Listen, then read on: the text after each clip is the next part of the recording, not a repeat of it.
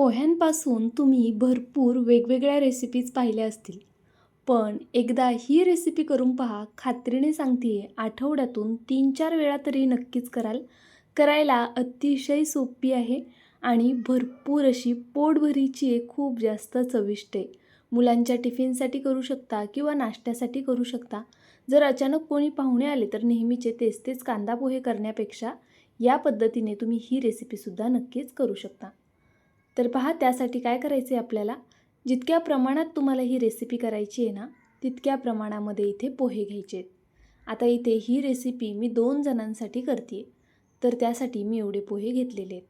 यामध्ये आपण पाणी घालून घेऊया आणि हे पोहे छान असे अगदी स्वच्छ धुवून घेऊया. पोह्यांवरती बऱ्यापैकी डस्ट असते, त्यामुळे पोहे 2 ते 3 पाण्याने छान धुवून घ्यायचे. आपण इतर वेळेस कांदा पोहे करताना पहा चोळून वगैरे धुवू शकत नाही, कारण मग पोहे मोडू शकतात. पण या रेसिपीसाठी आहे ना आपल्याला पोहे छान स्वच्छ धुवून घ्यायचे, तसे चोळून घेतले तरी चालेल. तर पहा इथे मी छान असे हे पोहे धुवून घेते आहे. 2-3 पाण्याने हे पोहे मी धुवून घेतलेले आहेत आता. तर चला आता ह्या पोह्यांमधलं संपूर्ण पाणी काढून घेते आणि अगदी थोडंसं पाणी यामध्ये ठेवायचं आहे, म्हणजे मग पोहे भिजायला थोडी मदत होईल. तर पहा आपले पोहे आहेत ना, मुळात 2-3 पाण्याने धुतल्यामुळे ना छान असे मऊसूत भिजले जातात. असे छान मऊसूतच आपल्याला हे पोहे भिजायला हवेत. आता 5 मिनटं हे पोहे जरा साईडला ठेवून देऊया आणि एक मिक्सरचं भांडं घेऊया. तर पहा इथे मिक्सरच्या भांड्यामध्ये भरपूर हिरवी मिरची घ्यायची. तुम्हाला जितक्या प्रमाणात तिखट आवडतं ना, त्यानुसार तुम्ही इथे मिरचीचं प्रमाण ठरवायचं आहे. त्याचबरोबर भरपूर असा लसूण घ्यायचा आहे. मिरची आणि लसूणमुळे आपल्या आजच्या या पदार्थाला खूप छान चव येणार आहे. त्यामुळे लसूण आणि मिरची थोडी जास्तीचीच घाला. आता त्यानंतरनं अद्रकचा तुकडा घेतला इथे मी, तो कट करून घालूया, म्हणजे मग मिक्सरला बारीक करायला बरं पडतं. जर तुम्ही अखंड असाच घातला ना, लवकर बारीक होणार नाही आणि अद्रक दाताखाली आलं की ते चांगलंसुद्धा लागत नाही. तर अशा पद्धतीने मी थोडं बारीकच हे अद्रक आहे ना, हे कट करून घेणार आहे. तर पहा तुम्ही किसून घेतलं तरीसुद्धा चालेल किंवा मग अशा पद्धतीने कट करून घेतलं तरी चालेल. अद्रक आधी धुवून घ्यायचं, त्यानंतरनं त्याची साल काढायची आणि मग ते चिरून घ्यायचं. तर चला ऑन ऑफ मोडवर आता आपण हे मिक्सरला वाटून घेऊया. इथे पहा मी मिक्सरला हे वाटून घेतलेलं आहे ऑन ऑफ मोडवर. असं दरदरीतच वाटून घ्यायचं आहे आपल्याला, खूप पेस्ट नका करू. हे वाटेपर्यंत आपले पोहेसुद्धा छान असे भिजले गेलेले आहेत. आता आपण हाताने अशा पद्धतीने हे पोहे मॅश करून घेऊया. पहा अगदी अशा पद्धतीने आपल्याला हे पोहे मॅश करून घ्यायचे.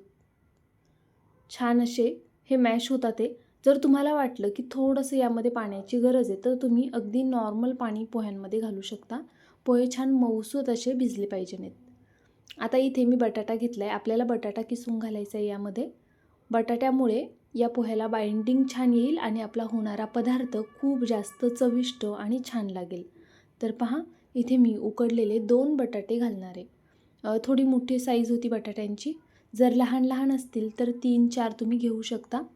पण बटाटा थोडा व्यवस्थितच घालायचा आहे, म्हणजे मग आपला जो पदार्थ आहे ना होणारा, त्याला मस्त अशी बाइंडिंग येते आणि चवीलासुद्धा बटाट्यामुळे हा पदार्थ खायला खूप छान लागतो. सकाळच्या घाईमध्ये अगदी झटपट होणारी रेसिपी आहे. जर बटाटा उकडून ठेवला असेल ना तुम्ही आधीच, तर मग बाकी प्रोसेसला फारशी वेळ लागत नाही. तर पहा आता हे भांडं थोडं लहान आहे, तर मी याला मोठ्या भांड्यामध्ये शिफ्ट करते. तर इथे मी हे संपूर्ण असं मोठ्या भांड्यामध्ये काढून घेतले. आता यामध्ये आपण जी वाटून ठेवलेली मिरची, लसूण आणि अद्रक होतं ना, ते घालून घेऊया. तुम्ही हवं तर वाटतानाच जिरंसुद्धा घालू शकता. मिरचीच्या ठेच्यामुळे खरं तर ना हा पदार्थ खूप कमाल होतो. तर चला आता हे संपूर्ण मी यामध्ये घालून घेतलं. त्यानंतरनं भरपूर अशी कट केलेली कोथिंबीर घालायची आपल्याला. सोबतच एक लहान आकाराचा कांदा मी इथे बारीक कट करून घेतला होता, तो घालून घेतला. कांदा खूप जास्त घालायची गरज नाही आहे, पण कोथिंबीर मात्र भरपूर घाला. इतर कोणत्या भाज्या तुम्हाला ॲड करायच्या असतील तर तुम्ही नक्कीच करू शकता. इथे मी 5 वालं एक पावभाजी मसाल्याचं पॅकेट घातलेलं आहे संपूर्ण. पावभाजी मसाल्यामुळे या पदार्थाला खूप छान चव येते. पावभाजी मसाला आवर्जून घाला. आता मीठ घातलं आहे चवीनुसार आणि त्यानंतरनं हे सर्व एकजीव करून घ्यायचे. आता पहा आपण यामध्ये हिरवी मिरची घातली आहे, तर काहींना हाताची आग वगैरे होते, तर त्यांच्यासाठी दाखवते आहे फक्त की अशा पद्धतीने तुम्ही काट्या चमच्याने हे मिक्स करून घेऊ शकता, पण थोडा वेळ जास्तीचा लागेल.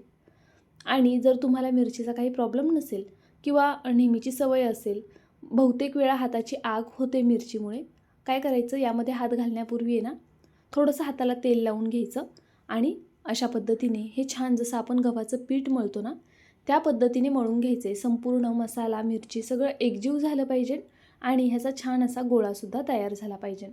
त्यामुळे पहा अशा पद्धतीने जसं व्हिडिओ दाखवते ना अगदी त्याच पद्धतीने तुम्हालासुद्धा हे पीठ मळून घ्यायचं आहे आणि फारसा वेळ लागत नाही.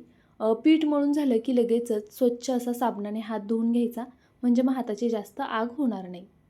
तर पहा इथे मी अशा पद्धतीने छान मॅश करत करत हे पीठ मळून घेते. तुम्ही हवं तर पावभाजी मॅशरच्या मदतीने सुद्धा ज्यावेळेस आपण काटा चमच्याने मिक्स करतोय ना त्यावेळेस पावभाजी मॅशरच्या मदतीने हे आधी छान मॅश करून घ्या आणि मग मळून घ्या. तर पहा ह्याचा व्यवस्थित असा गोळा तयार झालेला आहे. आता हे पीठ मी भिजण्यासाठी फक्त 2 मिनटं साईडला ठेवून देते, तोपर्यंत पुढची कृती करून घेऊया.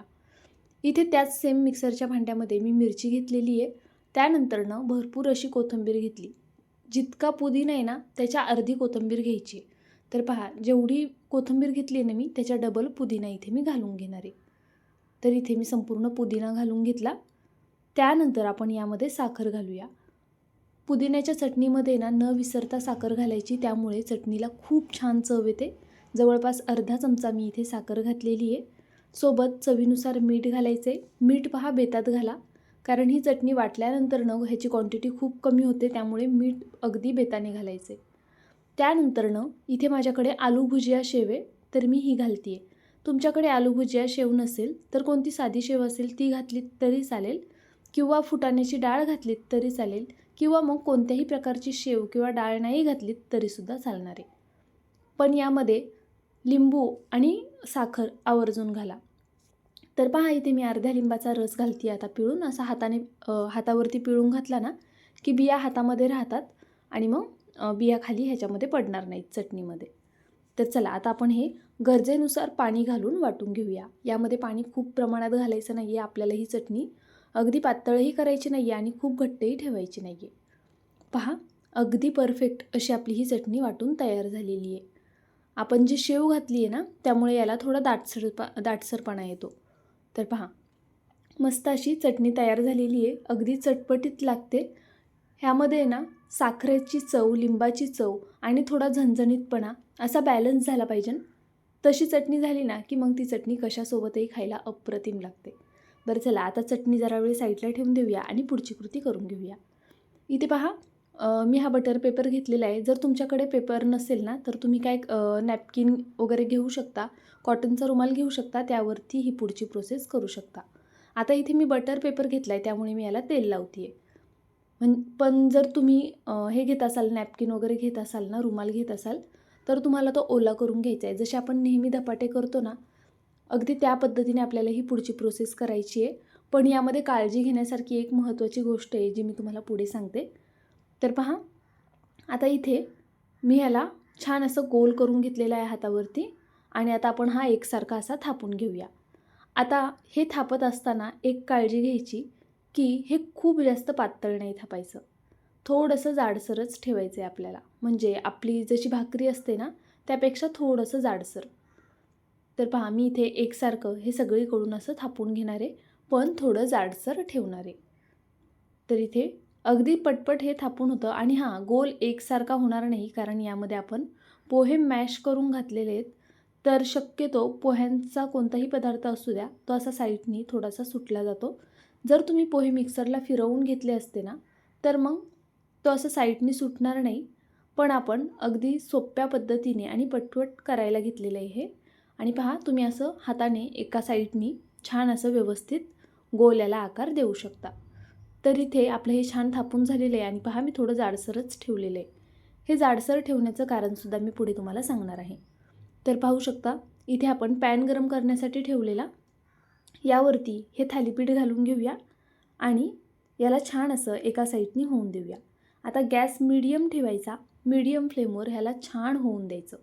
मी इथे तेलाचा वापर करते आहे, तुम्ही तेलाऐवजी बटर किंवा तूपसुद्धा लावू शकता. आता आपल्याला हे लगेच पलटी करायचं नाही आहे. खालची साईड छान खमंग होऊन द्यायची, त्यानंतरनंच ह्याला पलटी करायचं. नाहीतर मग काय होतं, हे पोह्याचे पटकनही तुटू शकतं. आपण यामध्ये कोणत्याही प्रकारचं पीठ घातलेलं नाही आहे, फक्त पोहे आणि बटाटा आहे, त्यामुळे हे तुटण्याचे चान्सेस असतात. हे पराठे किंवा धपाटे करताना लहान लहानच करायचे, जसे मी आत्ता केलेले आहेत. खूप मोठा करायचा नाही, नाहीतर मग पलटी करताना तो तुटू शकतो. कधीही व्हिडिओ संपूर्ण पाहत जा. मी पुढे बऱ्याचशा टिप देत असते. बहुतेक वेळा आता समजलं की चला धपाटे करायचेत म्हणून मग व्हिडिओ सोडून जातात आणि मग करताना तुटलं वगैरे की मग म्हणतात अरे रेसिपी फसली. तर पहा, अजिबात तुटलेलं नाही आहे. खालची साईड मीडियम फ्लेमवरती छान होऊन द्यायची. मोठ्या गॅसवरती हे पराठे भाजायचे नाही आहेत, त्याला चव तशी येणार नाही. अगदी बारीक गॅसवरतीच हे भाजून घ्यायचे आहेत. पहा, तुम्हाला गॅस दिसला असेल आता किती लहान होता. तर असा बारीक गॅसवरच ना आपल्याला हे भाजून घ्यायचे आहे, दोन्ही साईडनी छान खरपूस खमंग होईपर्यंत. आणि लहान लहान करा, जाड ठेवा थोडंसं, म्हणजे ते अजिबात तुटणार नाही आणि खायलासुद्धा खूप जास्त चविष्ट लागतील. बरं, हे धपाटे किंवा पराठे थंड झाल्यानंतरसुद्धा छान लागतात. म्हणजे असं काही काही पराठे असतात ना की जे गरम खायलाच छान लागतात, पण हे थंड झाल्यानंतरसुद्धा तुम्ही खाऊ शकता, एवढे छान होतात. तर पहा, इथे मी साईडला थोडीशी चटणी घेते आणि आपला दुसरा पराठा होतोय तोपर्यंत मी इथे तुम्हाला हा पराठा दाखवते. अप्रतिम होतात. पोहे आणि बटाट्यापासून केलेले हे पराठे एकदा नक्की ट्राय करा. केल्यानंतरनं प्लीज मला कमेंट करून कळवायला विसरू नका तुम्हाला माझी ही रेसिपी कशी वाटली. तुम्ही करून पाहणार की नाही आणि केल्यावरती मला सांगा की ताई आम्हाला ही रेसिपी आवडली किंवा नाही आवडली, किंवा यामध्ये जर काही वाटलं असेल तुम्हाला कमी जास्त तर ते सुद्धा सांगत जा. तुमचे काही सजेशन असतील ना तर ते सुद्धा मला कमेंट बॉक्समध्ये देत जा. मी सगळ्यांच्या कमेंट वाचत असते, फक्त प्रत्येकाला रिप्लाय करणं पॉसिबल होत नाही. तर पहा, इथे चटणीसोबत आपण हे एन्जॉय करू शकतो, किंवा मग तुम्ही चहासोबतसुद्धा घेऊ शकता, किंवा केचप मेयोनीजसोबतसुद्धा हे खाऊ शकता. अगदी काहीच नसेल तरी आपण यामध्ये भरपूर प्रमाणात मिरची घातली आहे, त्यामुळे चटणीचीही गरज पडणार नाही आहे. बरं चला, लाईक करा, सबस्क्राईब करा. बाय.